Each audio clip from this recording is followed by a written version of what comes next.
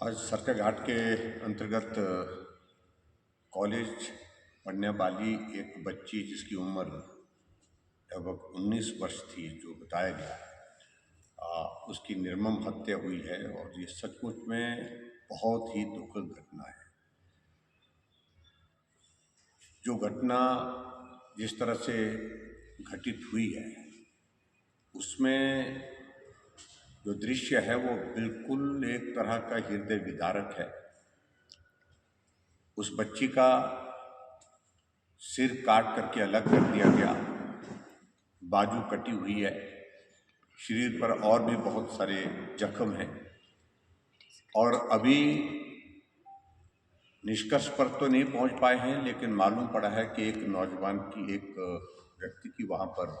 गिरफ्तारी हुई है जिसकी संलिप्तता उसमें पाई गई है और उनको ग्रामीण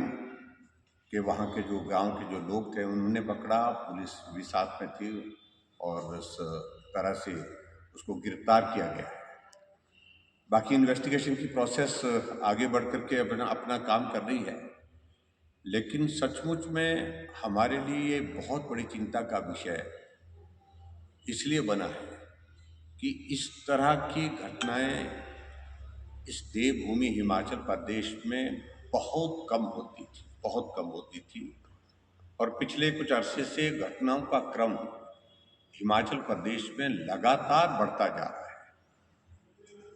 कानून व्यवस्था की स्थिति जो हिमाचल प्रदेश की आज की तारीख में है वो बहुत बड़ी चिंता का विषय बना हुआ है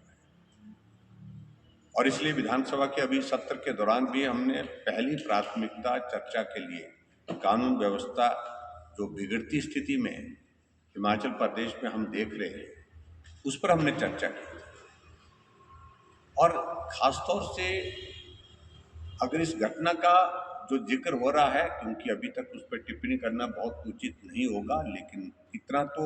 लोग बता रहे हैं जो इधर उधर की जो बातें सुनने को आई, उस व्यक्ति का अगर इतिहास, उसकी पृष्ठभूमि के बारे में अगर सुनने को जो मिला कि नशा करता था और नशा करता था, तो ये नशा किस प्रकार से हिमाचल प्रदेश में लोगों की जिंदगियां ले रहे हैं और जघन्य घटनाओं को यहाँ पर नशे में संलिप्त लोग अंजाम दे रहे हैं, ये बहुत बड़ी चिंता का विषय है। गोली चलना, हत्या होना, नशे का प्रचलन जिस प्रकार से हिमाचल प्रदेश में बढ़ता जा रहा है, इस पर सरकार को गंभीरता से प्रयत्न करना चाहिए, गंभीरता से काम करना चाहिए। ये जो बड़े बड़े मैराथन, बड़े बड़े इवेंट्स करके समस्याओं का समाधान नहीं हो सकता है। सख्त कार्रवाई करनी चाहिए और सख्त कार्रवाई तभी संभव हो पाती है जब प्रशासनिक दृष्टि से आदमी के हाथ में, मुख्यमंत्री के हाथ जो है वो मजबूती के साथ काम करने की दिशा में आगे बढ़े।